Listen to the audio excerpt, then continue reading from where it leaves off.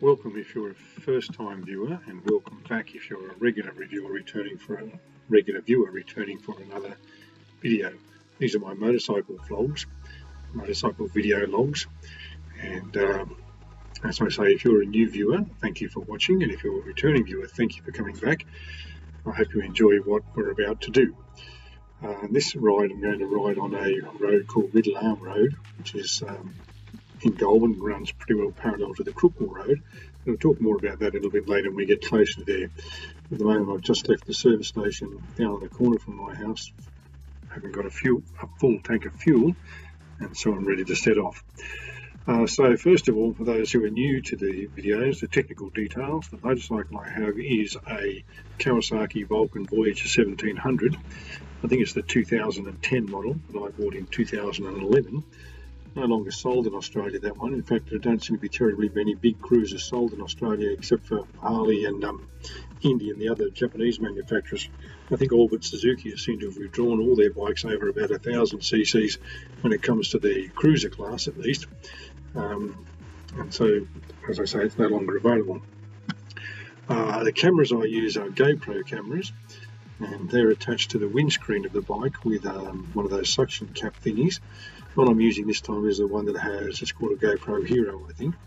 It has a 2-hour battery life, so it's more than enough time for me to record the distance I'm going.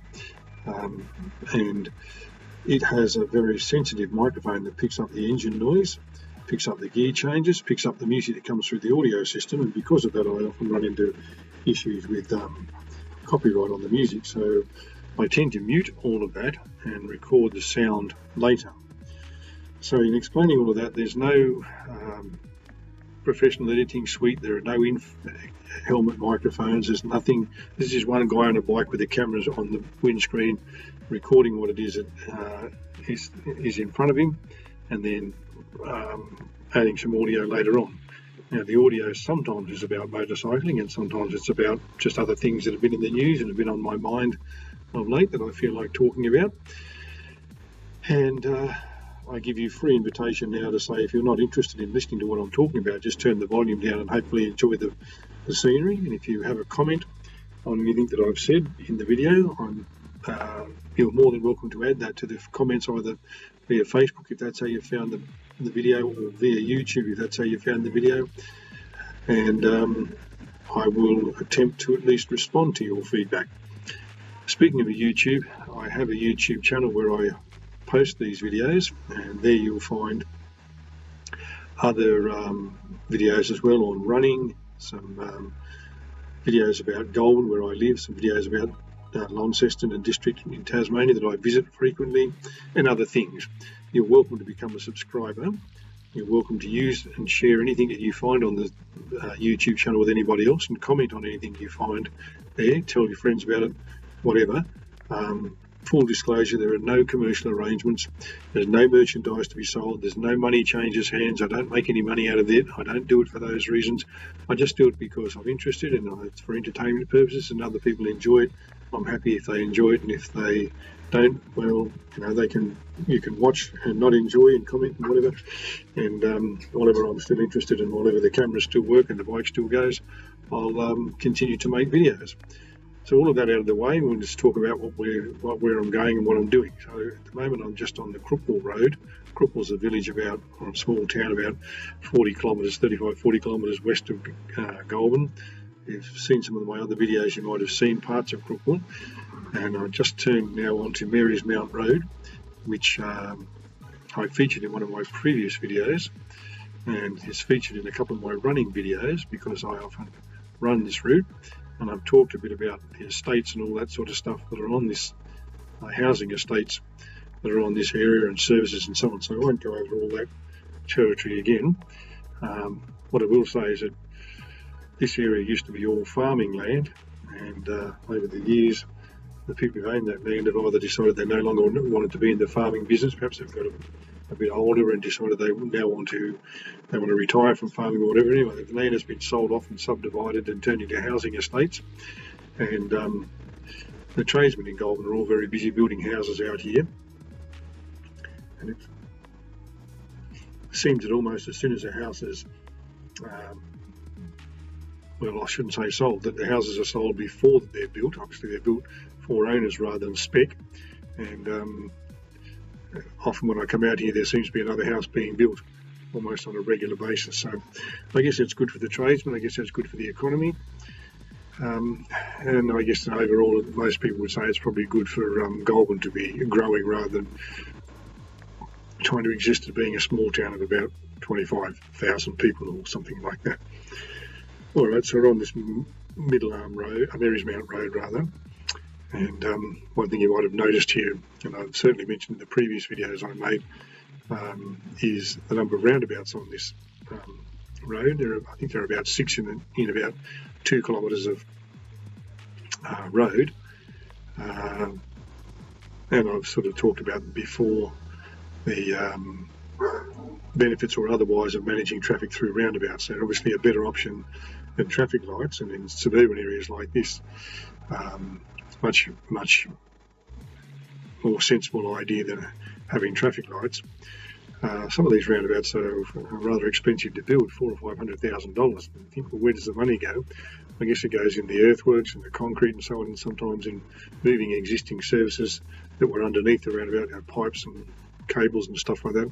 Not really sure, but I know that there's sometimes an awful lot of expense in building a roundabout.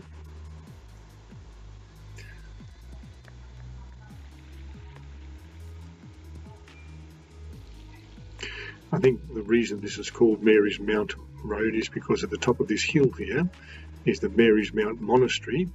Yes, it used to be a monastery, and priests and brothers used to train there, but it's been sold off and now turned into apartments, and the rest of the land the church owned around it was sold and turned into housing estates.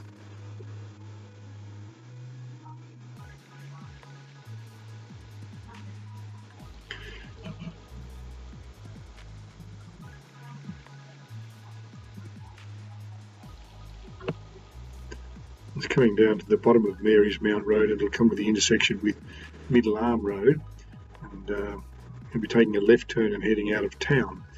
There is no actual place or location called the Middle Arm in terms of there's no villages, no settlements, just a locality where you'll see one of those signs that might say Middle Arm. But I think that's more to give emergency services, bushfire services, those kind of people an indication of where something is rather than, as I say, there's no actual thing, there's no shop, there's no school, there's no post office or anything like that. Directly in front of you here is the St Patrick's Cemetery.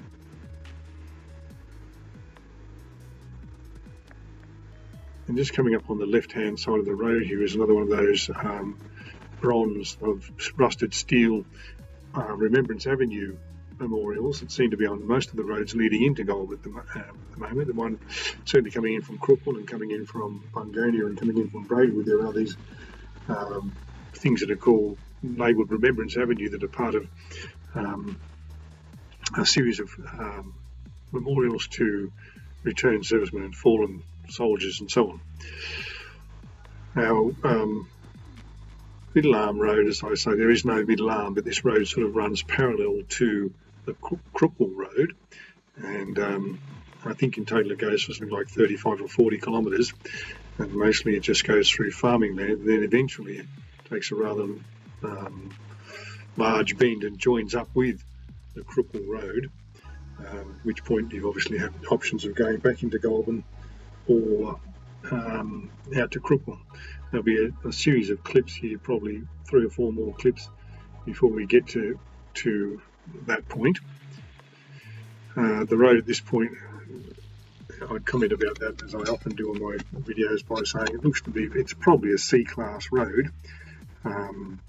There are markings down the middle at this point. There are markings on the edges. The shoulders aren't very well made though, so it's not a place where I'd say it's safe to pull off the road and drop the stand, and you need to be really careful about that. Not because there's so much traffic, but because the shoulders aren't well made, and you'd want to make sure that the ground around you was firm before you put your stand down in case the bike sunk into the loose gravel or sunk into the loose soil or whatever. I have in the past thought of running some of these roads, but the shoulders, as I say, give me a little bit of cause for concern because they're not all that wide, and although there's not a lot of traffic, there's not a lot of space for you to move over if and when cars do come.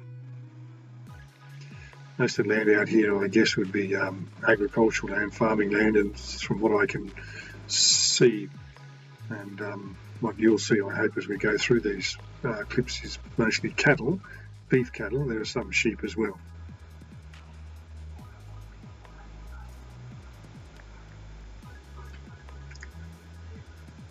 I'm sorry, I was talking about the road, and so I say it's, you know, there are markings on the edges, and sometimes you see those white guideposts that mark the edges of the road, but it's I don't think it's a very well used road. In other words, there's not a lot of traffic on it, so I guess it doesn't get a lot of wear and tear, and because of that, also doesn't get or require a lot of maintenance. See some guardrails here where there's a good place for them to be. The gullies on either side of the road just there.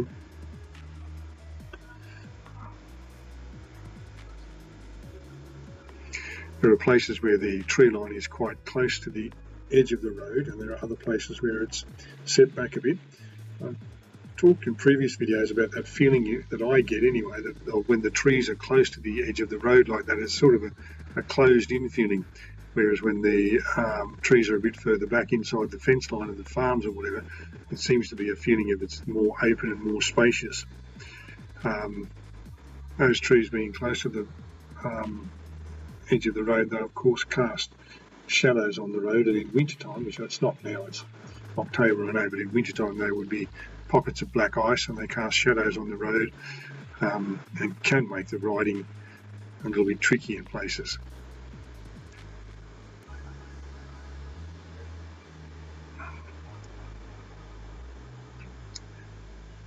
At this point, I don't recall having come across any major potholes or divots or anything. You know, I wouldn't say the road is poorly maintained or in bad condition. It's not full of potholes and bumps and things like that. And you can see by the footage that the camera's not bouncing about and the suspension of the bike's not jumping up and down all the time and making the footage unsteady either.